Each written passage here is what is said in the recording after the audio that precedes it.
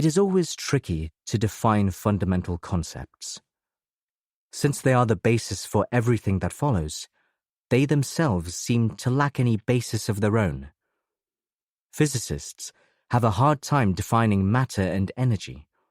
Biologists have a hard time defining life. And philosophers have a hard time defining reality. Information is increasingly seen by many philosophers and biologists, and even by some physicists, as the most basic building block of reality, more elementary than matter and energy.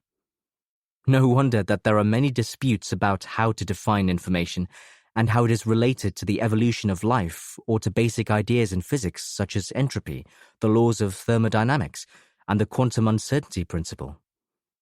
This book will make no attempt to resolve or even explain these disputes, nor will it offer a universal definition of information applicable to physics, biology, and all other fields of knowledge.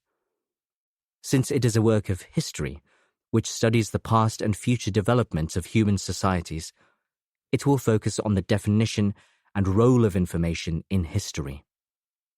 In everyday usage, information is associated with human-made symbols like spoken or written words. Consider, for example, the story of Cher Ami and the Lost Battalion. In October 1918, when the American Expeditionary Forces was fighting to liberate northern France from the Germans, a battalion of more than 500 American soldiers was trapped behind enemy lines. American artillery, which was trying to provide them with cover fire, misidentified their location and dropped the barrage directly on them. The battalion's commander, Major Charles Whittlesey, urgently needed to inform headquarters of his true location, but no runner could break through the German line. According to several accounts, as a last resort, Whittlesey turned to Cher Ami, an army carrier pigeon. On a tiny piece of paper, Whittlesey wrote, "We are along the road parallel 276.4. Our artillery is dropping a barrage directly on us. For heaven's sake, stop it." The paper was inserted into a canister on Cher Ami's right leg, and the bird was released into the air. One of the battalion's soldiers, Private John Nell, recalled years later, "We knew without a doubt this was our last chance. If that one lonely, scared pigeon failed to find its loft, our fate was sealed." Witnesses later described how Cher Ami flew into heavy German fire. A shell exploded directly below the bird, killing 5 men and severely injuring the pigeon. A splinter tore through Cher Ami's chest, and his right leg was left hanging by a tendon. But he got through. The wounded pigeon flew the 40 kilometers to division headquarters in about 45 minutes, with the canister containing the crucial message attached to the remnant of his right leg. Though there is some controversy about the exact details, it is clear that the American artillery adjusted its barrage, and an American counterattack rescued the lost battalion.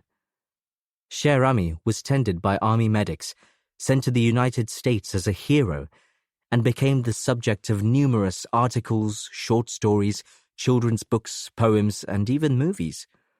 The pigeon had no idea what information he was conveying, but the symbols inked on the piece of paper he carried helped save hundreds of men from death and captivity.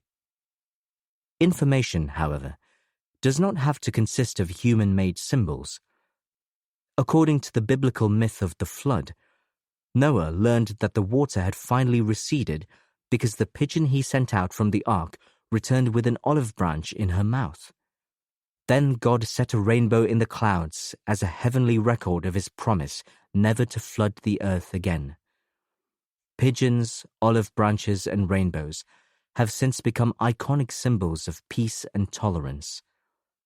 Objects that are even more remote than rainbows can also be information. For astronomers, the shape and movement of galaxies constitute crucial information about the history of the universe. For navigators, the North Star indicates which way is north.